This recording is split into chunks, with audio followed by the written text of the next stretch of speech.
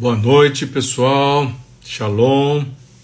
Nós vamos ter uma noite especial aqui com um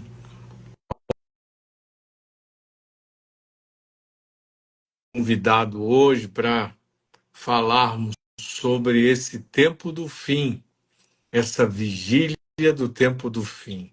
Muito bom, muito bom. Boa noite, apóstolo. Tudo bem? Boa noite, apóstolo Lutz. Tudo bem e você? Graças a Deus, tudo bem, tudo em paz. Pessoal, nós estamos contando com a sua colaboração aí para chamar os amigos para a gente falar sobre esse assunto tão especial, ativando aí vigias, sentinelas, atalaias, gente do reino de Deus, gente que está despertada aí pela provisão abundante, né? Temos uma provisão abundante do Espírito de Deus, né? Amém. Derramado sobre nós nesse período. Nós estamos perto de celebrar aquela festa tão especial que foi o derramado do Espírito no Pentecostes, né? Isso. Coisa maravilhosa, né? Esse, então, é um período que a gente deve lembrar dessa promessa que foi cumprida no Pentecostes. O Espírito Santo veio sobre a igreja, mas antes havia uma coisa interessante acontecendo lá. Primeiro, Jesus se revelou, a primeira vinda, e depois ele disse para os discípulos e alguns irmãos para vigiarem, lembrando dessa profecia de Joel, até que do céu eles fossem revestidos de poder, né? E Exatamente. aí estabeleceu. Então houve um gerar, né? Isso. Houve um gerar. Houve uma preparação, não é? Eu gosto muito dessa passagem, apóstolo Lutz, porque ele, da mesma maneira que houve um período em que o povo foi liberto, passou por restauração, recebeu uma restituição e partiu para a conquista, da mesma maneira, Jesus Cristo, ele completou a obra, se apresentou, comissionou, mas ali em Lucas 24:49 ele disse: permanecei na cidade até que do alto sejais revestidos de poder. Somente debaixo desse poder é que os discípulos puderam ter autoridade para sair. Senão eles estavam apenas com as informações, e as informações do próprio Senhor da Seara. Mesmo os discípulos que foram ali treinados por aproximadamente 3 anos com Jesus, com Yeshua, eles precisaram esperar a descida do Espírito para que acontecesse o batismo e o enchimento. Aí eles se tornaram plenos e grande parte dele, pelo que a história conta, se tornou mártir, talvez com exceção de João. Por isso, nós, mais do que nunca, precisamos desse revestimento, desse poder para cumprir a grande comissão. Perfeito, perfeito. Então, gente, olha, para ficar nesse sentinela aí, para ser capaz de é, fazer o que você tem que fazer, o que nós temos que fazer nessa hora, né? No meio desse tempo que estamos vendo com características bem específicas, nós precisamos buscar o poder e a unção do Espírito para fazer a vontade de Deus, né? Isso. Se não estivermos vestidos de santidade, se não estivermos vestidos de louvor, né, nós não vamos conseguir fazer o trabalho de avisar os ímpios que o julgamento do Senhor está chegando, né? Isso. Nós precisamos avisar os ímpios do que o Senhor vai fazer, né? E principalmente estarmos preparados, né?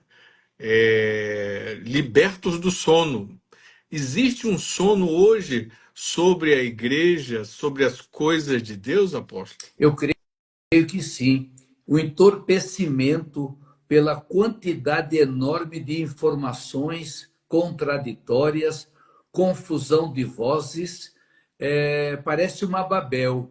E isso faz com que as pessoas elas fiquem perturbadas, não se concentrem, se desviem. Por isso que aquela voz interior, que é a voz do Espírito, é algo que devemos buscar, para passar no meio deste caos cultural e sair do outro lado incólumes, né? Porque há muitas informações, coisas absurdas estão acontecendo em nome de Deus, e não mais só em nome de Deus. Hoje eu li uma informação que eu nunca pensei na minha vida que eu fosse ler, a respeito de cerimônias abertas, assim, de coisas bem ante Deus mesmo, bem declarado com maior tranquilidade, um casamento, né? Foi um casamento que foi feito.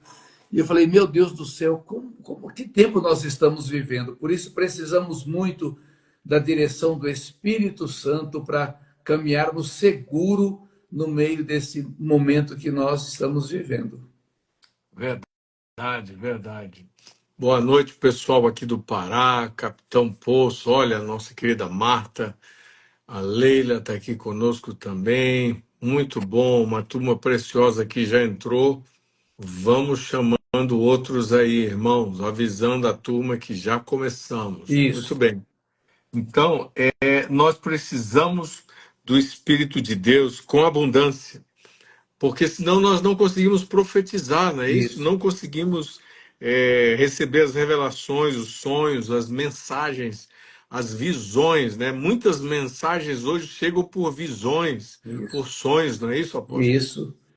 Isso. A palavra diz, né, em Joel, que ele falaria aos jovens, às crianças, aos idosos, quando derramasse o Espírito, eles teriam visões, sonhos.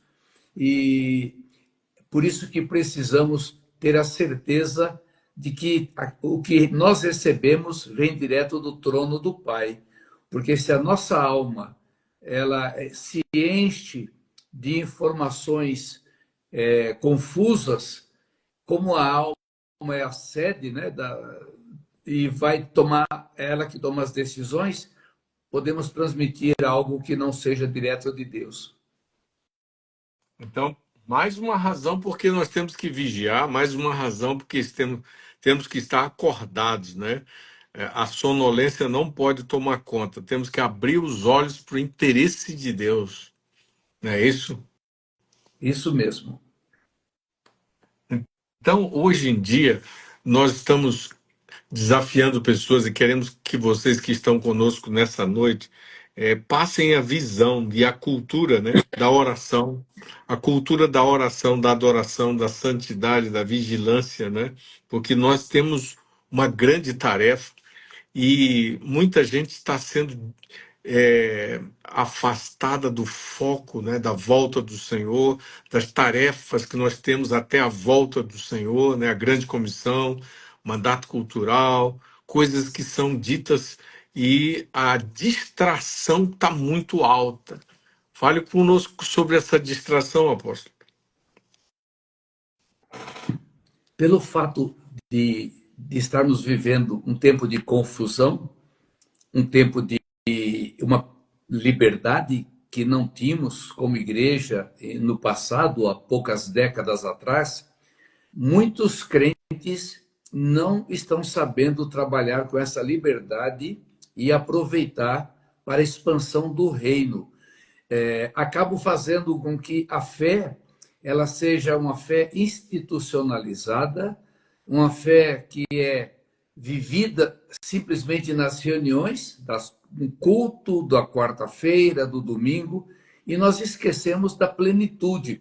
Nós fomos inseridos em meio a uma sociedade, como diz o apóstolo Pedro, corrupta e trevas, e nós somos luz. Como luzeiros, Paulo falando também que nós somos luzeiros, luzeiros, brilhamos. E isso, um luzeiro precisa do fogo, precisa de um fogo ardente, precisa daquele fogo do Espírito. E a facilidade, a busca somente por bens materiais, parece que a gente, grande parte do povo de Deus, perdeu a perspectiva da volta de Jesus.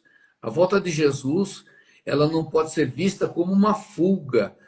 No passado houve muito isso, a pessoa não saber enfrentar a situação e querer logo que Jesus tirasse a igreja daqui para que ele ficasse salvo. Mas Paulo tem uma palavra em Filipenses capítulo 3, dos versos 13 em diante, que ele fala: nós temos que conquistar aquilo para o qual nós fomos conquistados. Quando eu penso que eu fui resgatado sem ter nada da minha parte, sem eu ter capacidade nenhuma de entender o plano divino, estava preso em trevas, não houve nada meu, nada que fosse uma habilidade minha. Deus me alcançou, foi para me dar uma salvação eterna e um projeto de vida. Um projeto. Eu não posso perder o foco da razão de eu estar aqui ainda. Exatamente. Então, nós oramos agora, aproveitamos para orar por todos que estão nessa live ou que vão Amém. ver, para que Amém. haja uma mente sóbria, né? Amém.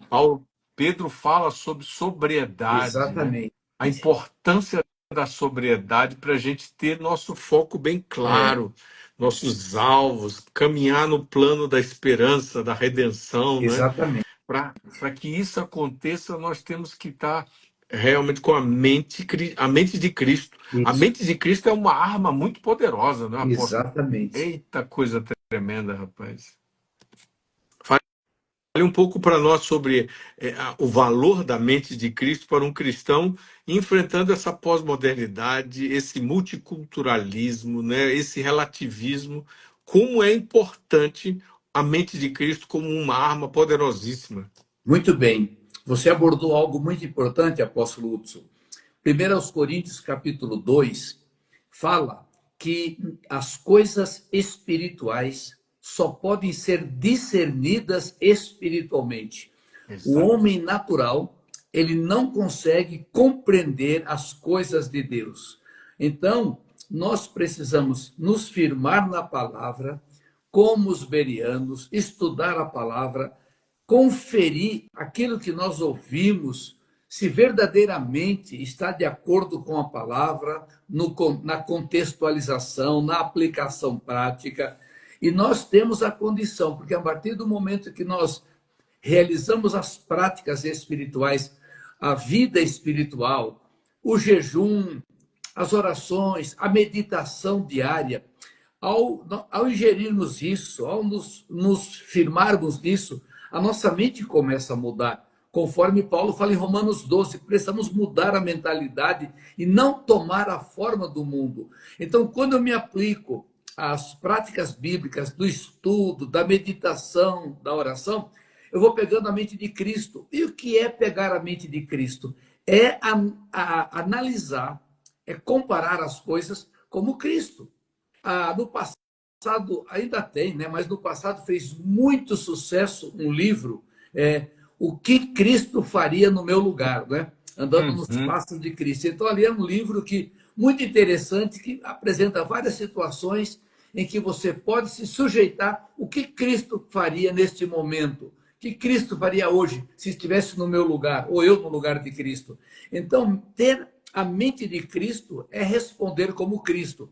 É perdoar. Primeira coisa que Cristo fazia, ele não condenava, ele perdoava, ele dizia, a própria palavra vai condenar. Então, ele tinha acesso aos pecadores, ele não levava uma mensagem de condenação, então, ele levava uma mensagem de esperança, de libertação, o amor, a tolerância, a benignidade, a bondade. Ele não revidava, ele estava no meio daquelas pessoas consideradas párias da sociedade, ele estava no meio dos pobres, ele não descansava praticamente. Então, ele viveu, como diz a própria palavra dele mesmo, quando os discípulos foram procurar lanche ali em Samaria, né? Quando ele entra em Samaria, eles dizem no Evangelho de João 4,34, a minha comida consiste em fazer a vontade daquele que me enviou e realizar a sua obra.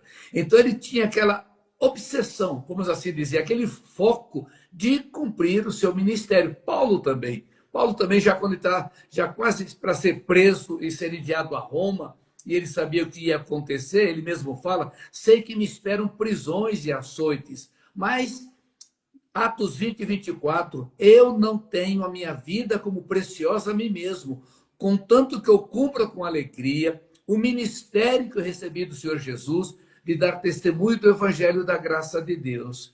Isso pode parecer que é uma palavra para pastor, mestre, apóstolo, profeta. Não, é para nós todos. Nós todos somos enviados. Nós todos somos enviados. Nós somos escolhidos e enviados. Todos temos o nosso dom, todos nós temos uma tarefa a ser executada.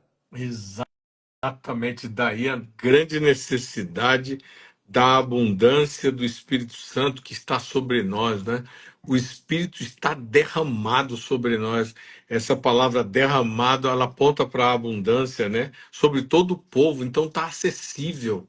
Todos Exatamente. que estamos aqui temos o privilégio, podemos acessar o poder de Deus, podemos acessar as capacidades de profetizar, de receber de Deus, de ouvir de Deus e de ir ao ímpio avisá-lo que os julgamentos de Deus estão chegando, né?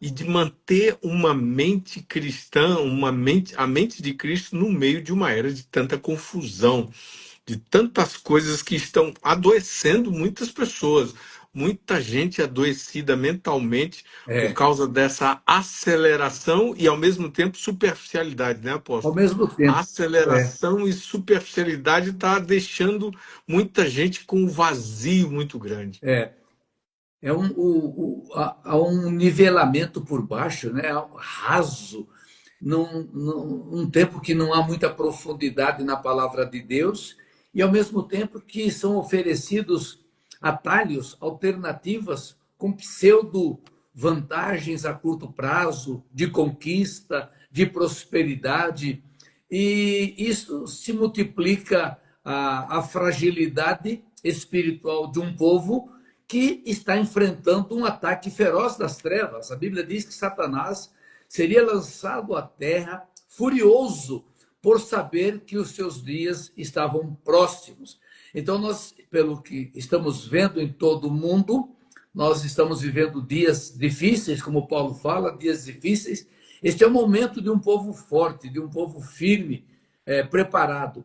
E o Espírito Santo é disponível, né? Você falou do Espírito Santo, é tão interessante que em Atos 2 a palavra diz que o Espírito, não diz que ele veio, diz que o Espírito caiu sobre eles. É, Isso é lindo, porque cair é como uma chuva, caiu como chuva temporã, como chuva serôdia, como foi prometido em Joel, como Tiago capítulo 5 fala. Aliás, Tiago 5, versos 7 e 8 fala, irmãos, não fiquem tristes ou preocupados, porque temos que esperar o lavrador, que é Deus, ele espera a primeira e a última chuva. Isso é o derramar. O primeiro foi lá em Atos e a última está sendo derramado agora para fazer a grande colheita de almas. é interessante isso que você falou, apóstolo, sobre essa guerra que estamos enfrentando. E aqui eu chamo a atenção, todas as pessoas que estão conosco, continuem avisando outros, colocando outros para estarem conosco aqui, porque nós estamos no meio de uma grande batalha e ela só vai aumentar. Nós Isso. estamos indo para um lugar ainda mais intenso de batalha e todos têm que estar acordados, dispersos, né? Eu me lembro daquela luta que Israel enfrentou com o homem forte do Egito, né? Aqueles 10 deuses, e aí depois veio o julgamento, as pragas. Então, os falsos deuses, Satanás e os falsos deuses, estão tentando enganar o homem, né? Estão tentando convencer o homem a um estilo de vida sem Deus. Estamos vivendo esses dias, esse avanço desse estilo de vida sem Deus. Alguns chamam também de socialismo, comunismo, não é? Várias formas, materialismo, não é? Existem consumismo, existem várias ideologias, filosofias de vida que afastam o homem completamente de Deus. Mas é interessante a gente saber que isso é uma batalha que está sendo travada, mas o Espírito Santo está com a igreja, está com o povo de Deus, e ele quer se revelar a muitos que estão no meio dessa batalha perdidos. Eles não estão percebendo essa batalha. Mas a Bíblia fala disso, né? Eu me lembro do profeta Joel, que fala sobre o derramado do Espírito Santo, mas antes, no capítulo 2 ele fala de um exército que viria sobre a terra como gafanhoto, né? Ele Uhum. fala de um destruidor que viria. Nós estamos vendo um pouco disso também numa aplicação para os dias do fim, apóstolo. Quando Deus fala ali em Joel capítulo, todo o capítulo de Joel, ele manda os quatro tipos de gafanhotos, e Deus fala, meu grande exército. Ali fica claro que são juízos de Deus. Aqueles gafanhotos que acabaram, são quatro tipos de gafanhotos que atacam a parte da vegetação, um é uma parte, o outro até liquidar. Como a vida ela dependia da cultura agrícola, o povo foi arrasado com esses castigos de Deus porque estavam em desobediência completa. Mas logo em seguida vem a oportunidade de arrependimento. Isso. E aí Deus faz a promessa maravilhosa que daria novamente alegria, o mosto, o vinho e a alegria, e o povo nunca mais seria envergonhado. E no finalzinho que vem essa profecia para os últimos dias. Nos últimos dias, aí vem apontando para o tempo que nós estamos vivendo. Exatamente. Então, nós estamos caminhando agora para esse período, e é um período que também quem fala a respeito dele é o Apocalipse. Qual é a sua visão sobre o Apocalipse? Como um cristão vê e como um não cristão, uma pessoa que não conhece Deus, pode aprender algum ensino a respeito de Apocalipse? Eu vejo muita dificuldade para a pessoa que não conhece Deus, não conhece a palavra, entender o Apocalipse. O Apocalipse é um livro chamado Mistério, né? Mistério revelado. Ele é parentético, é difícil saber onde é uma parte e outra, mas, em suma, é um livro de esperança para o cristão, é um livro que aponta que vem momentos difíceis, momento em que vão se manifestar forças espirituais terríveis, ali representado pela besta, pelo falso profeta, pelo anticristo, se opondo a tudo que se chama Deus, mas o povo, uma parte do povo sofrendo, eu creio que são pessoas de algumas partes do planeta onde a aversão ao cristianismo é maior, mas de uma maneira geral todos passarão por lutas, são provações, mas a igreja é vencedora, porque no final a palavra diz que Cristo, Cordeiro, venceu, com ele estavam os chamados eleitos e fiéis. E o lindo de tudo é que o reino chegou, o seu Messias, e ele reinará para sempre. O reino dos céus se tornou do seu Messias, do Messias de Deus, e ele reinará para sempre.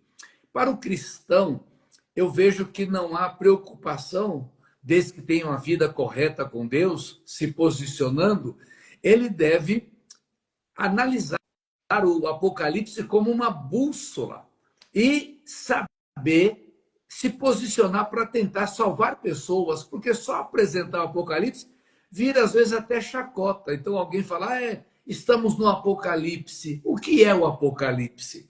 Então nós que sabemos que é a consumação, é a vinda do reino, é onde Deus vai botar tudo nos seus devidos lugares, onde vai julgar o homem da iniquidade, vai julgar os perdidos e vai ali, junto com a noiva, que é a igreja, estabelecer o seu reino.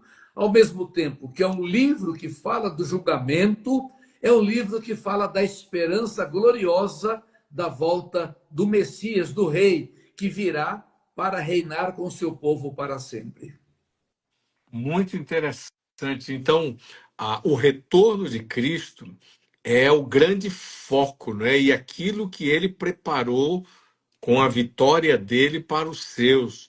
Apesar de ter essa batalha toda, né, de ter o anúncio dos julgamentos, mas o foco deve ser esse, né, da volta do rei e do seu reino. Muitos também não sabem dessa promessa de que haverá um reino sobre a terra, um reino milenar, um reino onde o Senhor Jesus vai se manifestar, né, de uma maneira muito específica, gloriosa, né? Ele vai aparecer como esse que já vai começar prendendo Satanás, né? Vai começar Isso, prendendo Satanás, a maldição vai ser removida. Então isso. vai haver uma mudança grande na Terra, não é Grande, isso? a morte vencida, porque Deus não projetou a morte. Exatamente. E a aliança com Deus vai ser renovada ali. O trono de Davi, Jesus vai sentar nesse trono. É, eu creio que seja um trono espiritual. Eu creio Uhum. que muda a dimensão, a terra vai existir. Mas o que acontece? Quando foi estabelecido o Éden, o jardim de Deus, onde Deus se comunicava com o homem, deu toda a autoridade para o casal. Aquilo ali é o protótipo do projeto de Deus, projeto, um lugar de paz, de vida, de comunhão, onde o relacionamento do divino com o humano é normal, não tem reino espiritual, reino físico, é tudo uma Uma coisa só. coisa O só. Éden era uma extensão do céu, houve uma espécie de colonização no planeta. Então, se a partir dali começa o processo de restauração, e como diz Pedro, em Atos capítulo 3, Cristo permanece no céu até que todas as coisas sejam restauradas. Então, todo este processo, ao mesmo tempo que há um avanço do conhecimento, como profetizado por Daniel no capítulo 12, verso 4, que o conhecimento se multiplicaria, há também um progresso em direção à restauração de todas as coisas. Talvez nós estejamos vivendo o ápice dessa restauração, aonde o inimigo tenta tirar vantagens, porque todos esses descobrimentos, a inteligência artificial, a utilização dos humanoides, o chat GPT-4, e agora vem o chat GPT-5, em 2029 vem a tecnologias é, S6 ou G6. Eu sei que o diabo não tem poder de saber isso, de fazer isso, porque Tiago diz que todo dom perfeito vem do Pai das luzes, aonde não há variação de conhecimento.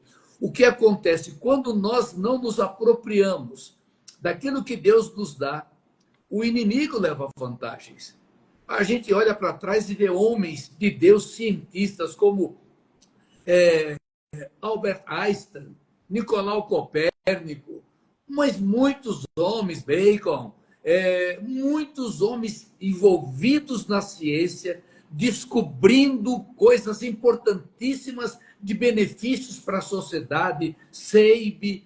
Então, essas descobertas, eu creio que são restauração. Então, quando nós estudamos a história da humanidade, na Idade Média, o homem vivia 50 anos. O Lutero morreu com menos de 60 anos. Hoje nós podemos viver 100 anos, até mais. Agora estamos vendo pessoas sendo diplomadas, sendo formadas com 95 anos, com 90 anos, a pessoa se graduando, se pós-graduando. Então, Deus está dando condições de nós avançarmos.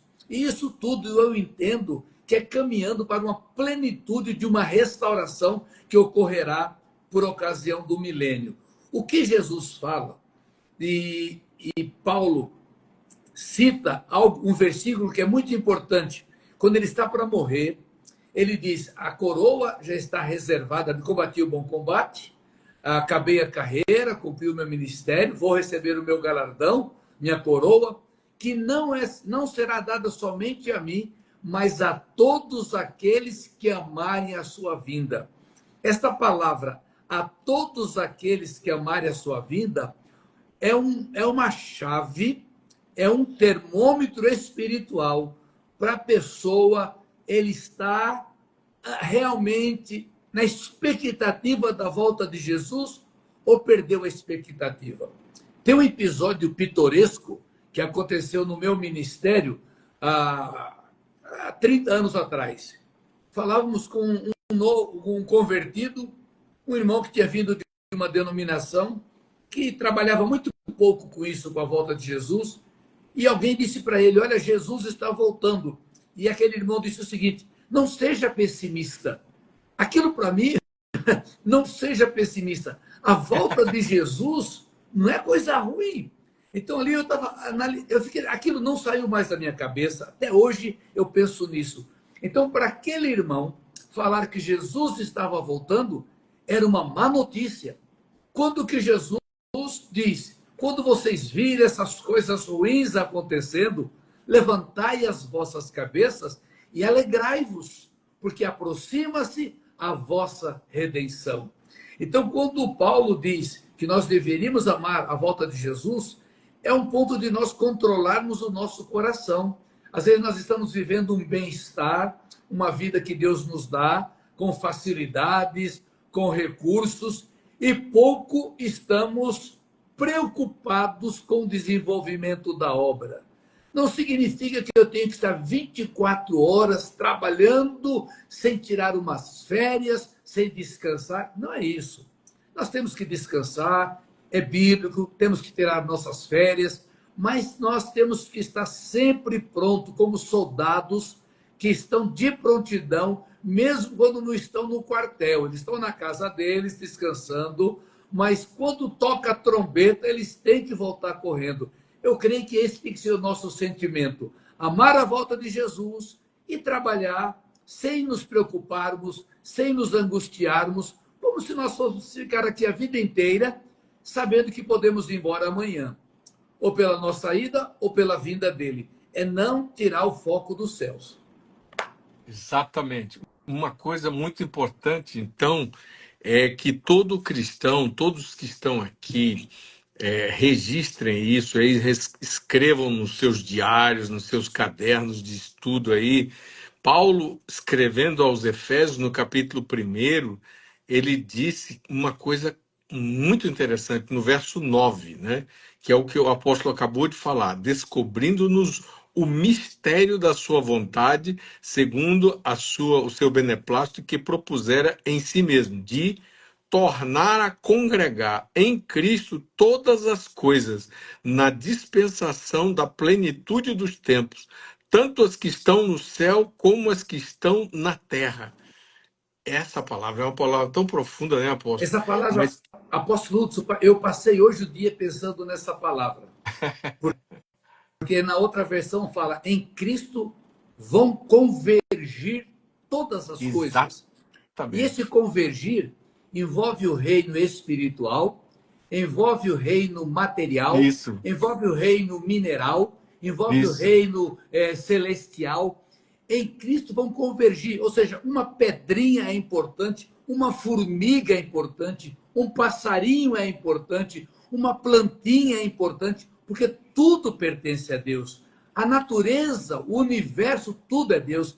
Então, simplesmente, se eu pegar e deliberadamente prejudicar a própria natureza, jogando um saco de plástico no esgoto ou no oceano, eu estou pecando. Jogar uma latinha de refrigerante pela janela do carro, para começar, se fosse possível, não era para nem mais usar lata, mas já que se usa, tem que encaminhar para lugar de reciclagem, porque eu sou responsável pelo planeta também. Não é? Às vezes o crente pensa que é só sair evangelizando, dizendo para a pessoa: você vai para o inferno. Não, não é isso. Ele é responsável. Nesse ponto, a gente entende que nós temos uma missão de pessoas boas, de fazer o bem, de estar sempre procurando o bem, porque o inimigo sempre está procurando o mal. E se nós procurarmos o bem, nós já estamos fazendo a nossa parte, mesmo que de boca fechada. Eu gosto de uma palavra lá de São Francisco de Assis, que ele dizia, ele orientava: nós temos que pregar Cristo, se necessário, abrir a boca. Ou seja, se necessário, falar. Você pode pregar a respeito de Cristo sem falar nada. A tua presença, o teu modo de ser, o teu comportamento, isso é pregar o Evangelho. Então, é o olho, não só pensar na alma, porque também parece que nós somos desencarnados. A gente tem aqueles irmãos, não interessa o corpo, não interessa, tem que salvar o espírito. Não, nós não somos desencarnados, não. Nós somos um espírito, moramos na alma, e o nosso corpo é templo do Espírito Santo. Então, nós precisamos fazer uma reciclagem teológica. É muito poderoso esse ponto de que nós temos a promessa de sermos vencedores, né? No meio dessa geração corrupta, é exatamente deixando que o Espírito Santo nos encha com o seu poder, a sua graça, buscando esse poder, né? Isso, Não deixando de buscar o Espírito Santo. Gente, vamos fazer isso, vamos buscar o poder do Espírito de Deus e vamos andar numa vida cheia do amor de Deus e apontar esse amor com um estilo de vida de amor. Como o apóstolo está falando, esse estilo de vida que aponta para o amor de Deus vai marcar a sua vida, e eu oro que você que está aqui conosco amém. tenha esse estilo de vida de buscar obter uma compreensão cada vez mais clara, mais profunda daquilo que Deus tem. Por exemplo, os dias estão maus, o homem está piorando, mas o retorno do Senhor está aí, o homem tem que ser chamado para arrependimento. Todos os homens precisam ser informados de que Deus vai julgar a terra, mas o seu amor está disponível. O amor de Deus está disponível de uma maneira muito poderosa agora, pelo Espírito Santo. Qualquer pessoa em qualquer lugar pode experimentar esse amor, mas quando o Senhor voltar, ele vai prender Satanás, ele vai julgar e destruir o anticristo, a besta, esses que vão se manifestar, porque exatamente na hora do reino de Deus vir, o reino do inimigo vai tentar tomar a terra. Mas o reino de Deus é que vai prevalecer. Nosso Senhor Jesus Cristo vencerá o inimigo, está na profecia, e nós teremos aquilo que Efésios 1:9 diz, né? Que ele vai tornar a congregar em Cristo todas as coisas. Está chegando um tempo onde o que vai acontecer é que não vai haver antissemitismo, por exemplo. Israel vai ter paz, né? Israel vai ter conhecido o Senhor, vai servir a Deus de uma maneira tremenda. Deus vai ser honrado em todo o mundo, não é isso, apóstolo? É isso que vai Exatamente, acontecer durante os 1000 anos de governo na Terra? exatamente. Aí no capítulo 1 de Efésios, como você citou, é lindo porque a partir do verso 3 fala de todas as bênçãos celestiais, e ali, o Efésios é um tratado de igreja, é um tratado de eclesiologia, não é? E esse capítulo 1, ele é muito importante porque ali começa a falar da pessoa de Cristo, a posição dele, e termina dizendo que tudo isso ele deu para a igreja. Ou seja, ele é o cabeça, está no céu, Isso. à direita do Pai, e hoje a igreja, como corpo, esse é o grande desafio. Porque, como corpo, nós operamos Cristo, nós somos Cristo. A palavra cristão são pequenos cristos. Quando os cristãos chegaram a Antioquia e as pessoas foram chamados de cristãos, era como se fosse um monte de Cristo, aí os cristos chegaram. Então é muito forte essa palavra cristão. Por que, que o cristão vai se destacar? Não pela palavra, mas pela conduta. Porque nós estamos num momento altamente competitivo, num momento de desigualdade, de se buscar vantagens, de um dar rasteira no outro, trair-se Injustiça, uns né? aos outros. Jesus falou sobre isso, filho contra pai, pai contra filho. E quando o crente ele não está seguro numa vida com Deus, ele entra no jogo. Ele entra no jogo, ele suborna também, ele comete. E nada é escondido de Deus. Os olhos de Deus percorrem toda a terra. E o inimigo, mesmo não sendo onisciente, nem onipresente, ele tem seus asseclas, que é a sua equipe de informação. Por isso que ele nos acusa. Apocalipse fala que quando o diabo foi lançado dos céus, diz, aquele que acusava os nossos irmãos dia e noite. Para ele levar uma acusação diante de Deus, Deus não iria dar ouvidos se essa acusação não tivesse legalidade. É por isso que Jesus é o nosso advogado. O Espírito Santo é a nossa testemunha, Jesus é o nosso advogado. Ele está hoje intercedendo por nós. Porque caímos, fazemos igual aos outros e a gente vê esse monte de escândalo acontecendo por causa de descuido e às vezes atribui ao diabo. O diabo não pode fazer nada se não permitirmos. Se toda autoridade foi dada a nós, ele assedia, ele tenta, ele insiste, ele trai, ele tira sangue, ele traz mil coisas. Mas nós temos o escape. Nós temos o escape. E se chegarmos à morte, é por causa de um propósito. E não podemos negar. Muitos estão morrendo hoje, em algumas nações do Oriente. O evangelho é diferente daqui do Ocidente. É muito diferente do Ocidente. Nós, lendo alguns relatos, meu Deus do céu, nações agora, o que tem acontecido em algumas nações é assustador. Chegar em casa, receber a notícia, um pedido de oração por um casal. Uma nação aqui do norte do hemisfério sul, uma ilha, né? Não preciso nem dizer, uma ilha. Foram recrutar um rapaz para a guerra e falou, não, mas eu sou isento.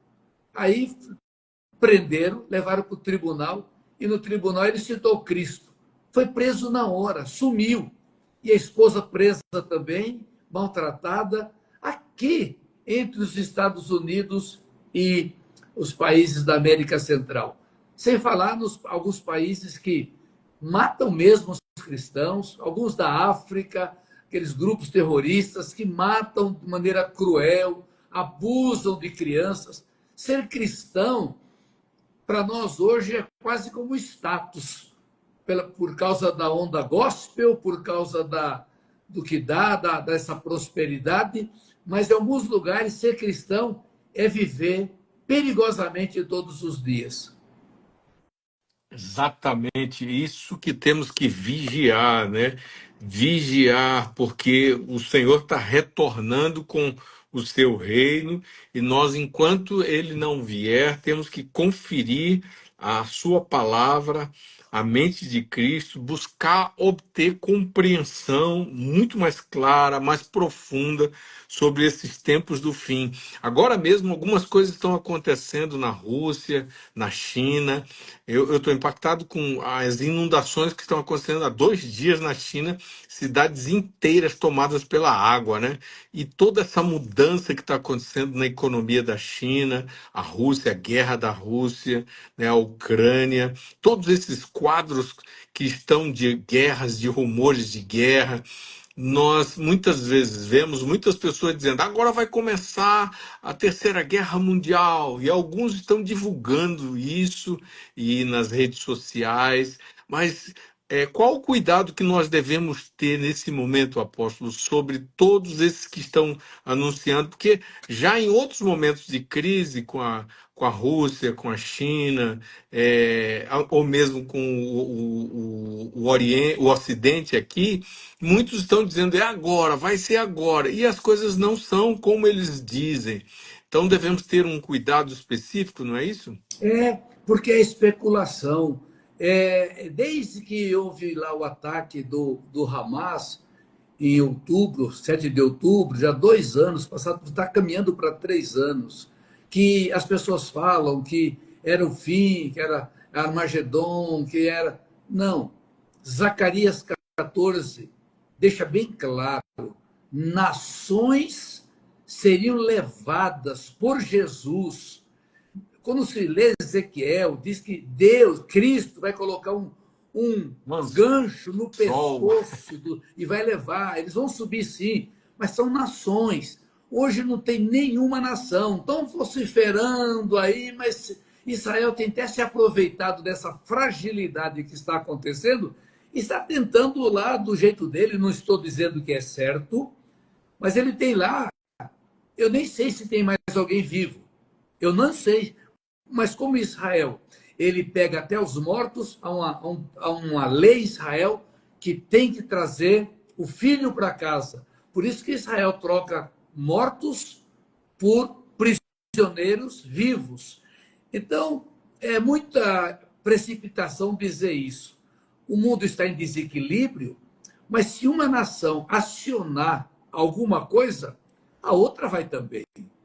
Uma nação, ela não consegue. Ali no Oriente, veja bem, é tudo muito ligado. O Irã é encostado com o povo, com os Emirados Árabes, com Israel, com o Iêmen, com tudo ali. Qualquer um que soltar lá uma bombinha esparrama para tudo que é lugar. Eu sei que o Irã está quase pronto lá, a usina, mas Israel já tem pronta. O risco agora é que estão com medo, até o Trump está com medo de Israel aproveitar a fragilidade e mandar bomba lá. Que já mandou lá em Tel Aviv, já matou aquele líder do Hamas, já mandou míssil para lá. Então, se isso acontecer, todo mundo está envolvido. Mas eu penso que hoje, nesse momento, não. Porque ninguém está confiando em ninguém. As alianças estão desacreditadas. A China faz uma aliança com a Rússia, mas não crê, compra e vende. Os Estados Unidos, o Trump vocifera, fala, depois tem que recuar porque a China fala grosso também, e está nessa disputa de mercado. Já não há muito interesse em fronteira. Veja só como as coisas são. Como a geopolítica é assustadora. A Rússia invadiu a Ucrânia. A Rússia está tentando novamente se tornar aquilo que foi aquele império urso, a União das Repúblicas Socialistas Soviéticas, que foi desmanchada com Mikhail Gorbachev, em 1980. O Putin se acha um seguidor de Lenin, de toda aquela tropa, e quer fazer isso. E vai pegando ali. Só que com a OTAN dando a força para a Ucrânia, a Rússia estava perdendo vergonhosamente. Entrou o Trump, por causa de interesse com a Rússia, virou as costas para a Ucrânia. E a Rússia agora se aproveitou, está mandando bala. E o Trump falou, mas, meu Deus, o Putin está louco. Ele humilhou lá o Zelensky, virou as costas e, de repente, o quadro mudou. O Putin estava quase assinando a paz, agora não. Então, está muito, muito confuso, muito confuso. A Índia já está com poder atômico forte. A China, ela cresceu de uma maneira assustadora. Assustadora. A China já está vivendo o ano 2050. Em termos de tecnologia, a China engoliu todo mundo. Esse é o problema que o Trump está enfrentando. A China está vendendo o iPhone 16 por 1/3 do preço dos Estados Unidos. E hoje não adianta dizer que é coisa que não tem qualidade, que tem. Você olha para os carros da China, você vai comprar um carro brasileiro com toda a carga de imposto, são 200, 250 mil, você pega um carro de 130 mil, 150 mil chinês, todo com equipamento, garantia de 5 anos. Então, eles avançaram numa tecnologia que... Você sabe disso, né? Quando o rapaz aí, nosso amigo, voltou de lá, e que eles estão assim... O que aquele rapaz disse para a gente lá? Que eles parecem crianças. Por quê? Porque, de repente, estão vendo o metrô passar por dentro de prédio, estação dentro do prédio, levantando construções assim da noite para o dia. Então, a China, ela está comprando terras no mundo inteiro, comprando terras no Brasil. Eu fico de olho. Mas isso também não aponta para o fim. Isso também não aponta para o fim. Então, temos que estar analisando. Nós temos que estar vivendo. O que eu acho ruim dessas mensagens aí que fica chovendo nas redes sociais são mensagens especulativas que elas só assustam, não apresentam solução. Para mim, como eu já disse a você e a outros, Apocalipse não me assusta. Aquele julgamento não tem nada a ver comigo. Não tem nada a ver comigo. Eu sei que lá no fim, eu ficando vivo até o fim, se eu não ficar vivo até o fim, vou para a casa do Pai. Se eu ficar vivo, eu vou estar vencendo junto com o Pai. Porque ele disse, com Jesus, Cristo venceu e com ele estavam chamados os eleitos e os fiéis. E lá no finalzinho do capítulo 21, ele, do trono, diz: eis que faço novas todas as coisas. Escrevam isso, porque essas palavras são verdadeiras. Então, eu não vejo esse terror de que, olha, agora acabou. Eu nem sei se incrédulo vai entender isso. Nós estamos na pós-modernidade, no momento da pós-verdade. As pessoas não estão nem acreditando em Deus, elas vão acreditar no inferno, no Satanás. Eu acho que a maneira de pregar é de outra maneira.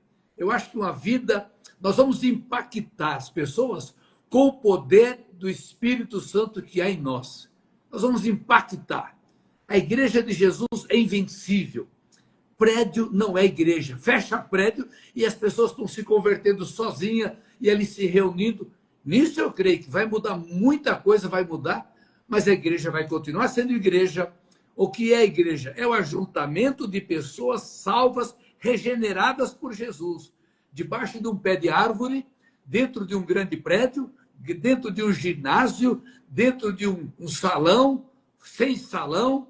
A igreja é feita de gente salva e resgatada. Então, o inferno não pode prevalecer. Quando Cristo falou que as portas do inferno não podiam prevalecer, não é que a igreja fica escondida se defendendo, não. A igreja vai partindo para cima. Nós temos mais salvos hoje do que todos os tempos. A igreja começou com 120, depois 3.000. Quantos milhões e milhões se converteram nesses 2.000 anos? A igreja está vencendo. A igreja vai vencer. Não tem que se esconder de nada, ficar apavorado com esses negócios aí bobo que vem, com as escatologia aí de gibi, falando algumas coisas bem fracas demais, procurando aí coisa que não tem nada a ver conosco. Inclusive, nessa extensão que nós estamos agora, que é exatamente ainda o derramado do Espírito Santo, esse Pentecostes que está disponível, essa abundância do Espírito de Deus e do amor de Deus, como as nações estão precisando ouvir do amor, mas não de maneira religiosa. É isso mesmo, não de maneira religiosa, não daquele modo antigo que muitas vezes funcionamos, mas com a maneira mais simples, leve, no meio da vida, no meio dos relacionamentos. Nós temos a oportunidade de demonstrar o amor de Deus aos homens, de comunicar a grande mensagem, que é o evangelho do reino de Deus, o evangelho do governo de Deus. Esse evangelho ele foi entregue por aquele que é o Filho de Deus e que é o amor, né? A pessoa, o amor é uma pessoa, que é Cristo. Quando você sabe que Deus amou o mundo, quando você sabe que Deus deu o seu Filho, então o amor provê. O amor proveu um filho que foi sacrificado, derramou seu sangue, e agora, no meio dessa geração que está vazia, tem muita gente vazia por causa do socialismo, por causa do existencialismo, por causa das filosofias dominantes.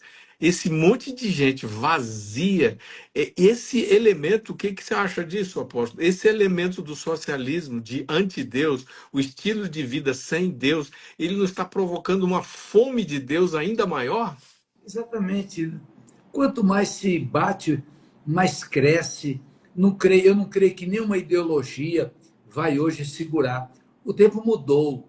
O tempo mudou. É diferente quando houve a Revolução Russa e houve um domínio do Estado tão poderoso, mas hoje, com as informações abertas para todos, não se consegue controlar, não consegue mais.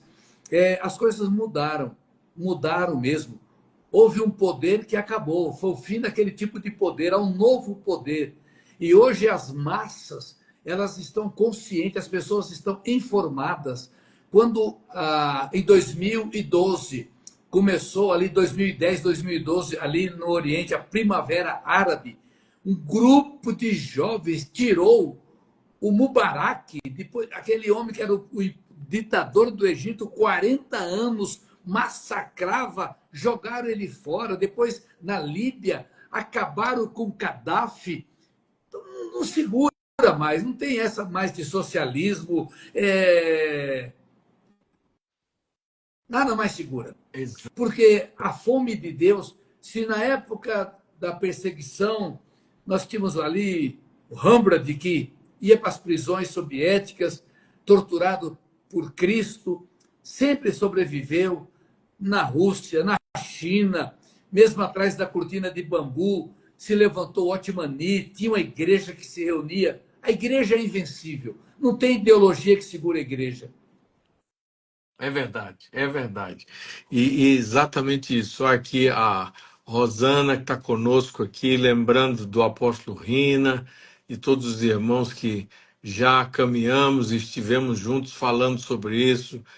Esse avanço da igreja nos dias de hoje, algo muito, muito, muito especial, que nós temos que retomar essa visão do derramar do Espírito e a visão que Deus tem dos perdidos agora, que Deus tem do mundo, e não deixar que a gente se encha de desespero, né? A injustiça, o desespero, o medo, essas coisas têm vindo para roubar o foco que é ser cheio do Espírito e se mover pelo Espírito, dando testemunho, não é isso? No meio dessa geração. Então, nós queremos agradecer aqueles todos que estão conosco aqui, ministrando, lembrando das palavras do Senhor, e oramos. Nós queríamos deixar esse desafio, que você seja essa testemunha fiel nessa geração. Não fique olhando para as coisas que estão chamando a atenção e distraindo do humanismo, do materialismo, do existencialismo, do ateísmo. Não, não ligue para isso. Foque na sua vida, sua família, suas raízes em Deus, uma família monogâmica, trabalhe por famílias e saiba que o inimigo está querendo destruir a família e querendo destruir o homem, destruir também a igreja. Ele está tentando desconstruir. Toda semana tem um episódio de notícias ruins sobre a igreja para desconstruir dízimos e ofertas, desconstruir. Há erros, sim. Há pecados para confessar, sim. Mas o nosso foco é, diante do Senhor, ser fiel testemunha dele, do seu amor, e ver o homem perdido, necessitado, e apontar a paternidade de Deus, o amor de Deus. Não é isso, apóstolo? Exatamente. Eu creio que agora chegou a hora de viver o cristianismo. Cristo, ele exortava duro os fariseus, mas ele não, para o povo, ele pregava a mensagem do amor. E com toda essa situação que vai desencadear aí possivelmente numa grande quebradeira nos próximos anos, as pessoas vão estar andando desesperada, como diz Amós 8, atrás da palavra de Deus. Ali na palavra de Deus é atrás de socorro. A doença hoje que está matando mais no mundo, mais do que o câncer, é a depressão. A depressão hoje, as pessoas têm tudo, estão com depressão, se suicidando. Por quê? Porque falta, está um vazio. E esse vazio é preenchido pelo amor de Cristo, mais do que uma condenação, esse alarido, porque isso não é o profético. O profético é declarar a injustiça social, é declarar aos poderosos, mas as pessoas perdidas, elas têm que receber o amor de Deus. Jesus ama, Deus não se alegra com a morte do ímpio, Deus deseja que todos se salve, a palavra diz. Então, nós vamos ter uma grande oportunidade de sermos cristãos de verdade nos tempos por vir, porque virão tempos difíceis.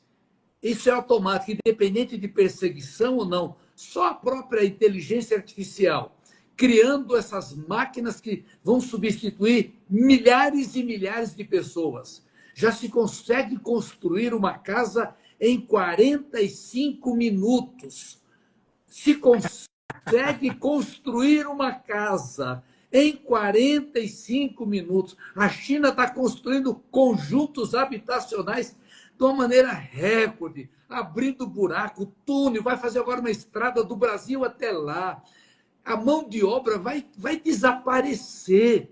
Então, nós vamos entrar, nós vamos estar, temos que estar preparados, porque vai chegar a hora do amor de Cristo ser manifestado através dos seus filhos, dos seus discípulos. Eu creio que essa é a mensagem mais importante do que ficar falando aí, olha, está caindo fogo, vai cair fogo, vai estourar o vulcão e tal. Eu não perco mais tempo com isso, não. Isso aí. Essa é a palavra. Gente, não vamos perder tempo focados nas guerras, nos rumores de guerras. A profecia fala sobre isso. Mateus 24, Jesus anunciou sobre isso, sobre os falsos cristos que viriam. É, São esses os sinais que teriam. Mas o foco é na volta do rei, é, né, onde ele vai realmente encerrar um ciclo velho. E então nós somos os mensageiros desse rei amoroso, dessa mensagem de reconciliação. O homem precisa se reconciliar com Deus, o homem precisa se reconciliar consigo mesmo, o homem precisa se reconciliar com o próximo. E ele só vai fazer isso se houver revelação do Espírito Santo, se ele vê alguém que carrega isso, alguém que carrega é, isso. Então, para nós é muito, muito, muito importante é. que a gente tome uma posição nesse sentido, de obedecer a palavra de Deus Exatamente, e de ir atrás disso, não é isso, apóstolo? exatamente. Suas últimas palavras aí, apóstolo, sobre isso. Estamos caminhando aqui para o fim. É. A palavra de Jesus, quando ele comissionou os discípulos e depois comissionou a nós mesmos, ele disse: vão ensinando as pessoas tudo aquilo que eu ensinei. Sejam minhas testemunhas, aqui, próximo, mais ali, até os fins da terra. Jerusalém, Judéia, Samaria. Só isso. Ser testemunha de Jesus. Testemunha quem viu, quem experimentou, quem tem a experiência. Então, essa é a função. Se nós conseguirmos ser testemunhas, mas escuta, por que você é assim? Por que você não revidou aquilo que fizeram? Não, deixa para lá, eu abençoo. A pessoa te fecha com o carro, Deus te abençoe. Alguém, você perde. Nós temos que lutar para ter essa condição que o Espírito Santo nos dá, porque todos nós falhamos, nós somos bombardeados, nós estamos numa sociedade altamente competitiva, corrupta. Então, o maior desafio é nos preservarmos, é buscar uma restauração contínua, uma dependência e obediência, obedecendo ao Senhor, e Ele estará conosco todos os dias. Até quando?